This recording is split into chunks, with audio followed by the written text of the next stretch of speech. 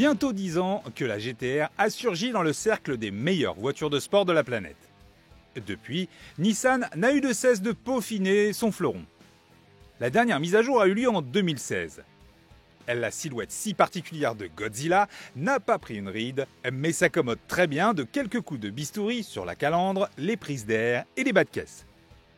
À bord, la GT-R 2017 profite d'une planche de bord totalement redessinée autour d'un grand écran tactile, d'une ergonomie simplifiée et d'une nouvelle sellerie cuir pour une qualité perçue en nette hausse.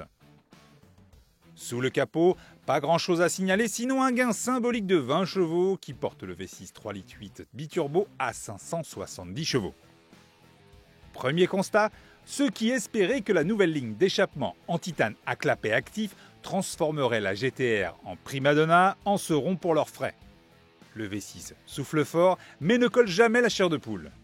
Il catapulte néanmoins les 1752 kg de la GT-R sans effort apparent, tandis que les 6 rapports de la boîte à double embrayage s'égrènent via des palettes désormais solidaires du volant.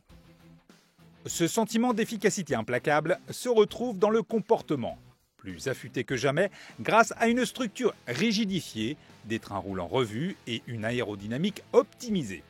La transmission intégrale et la direction tranchante mettent très vite en confiance. Lâchée sur ce superbe circuit de Goodwood, la GT-R fait totalement oublier son poids et se propulse de virage en virage avec une facilité déconcertante.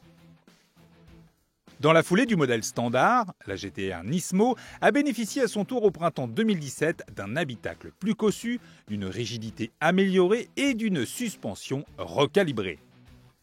Ici, aucun bonus de puissance. Le V6 s'en tient à 600 chevaux pour 1725 kg.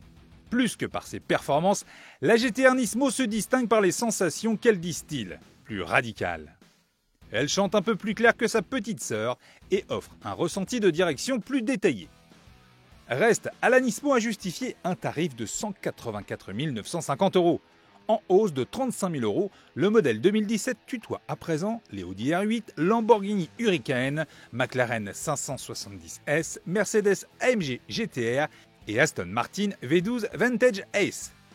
Autant de voitures de sport au pédigré autrement évocateur et au sens musical plus développé. À force de voir peu à peu ses tarifs augmenter et la concurrence hausser son niveau de jeu, la GT-R standard n'est plus de son côté vraiment l'étrangleuse de supercar qu'elle était à ses débuts. Mais à 103 900 €, elle offre toujours un rapport prix-performance détonnant, accompagné désormais d'une polyvalence accrue.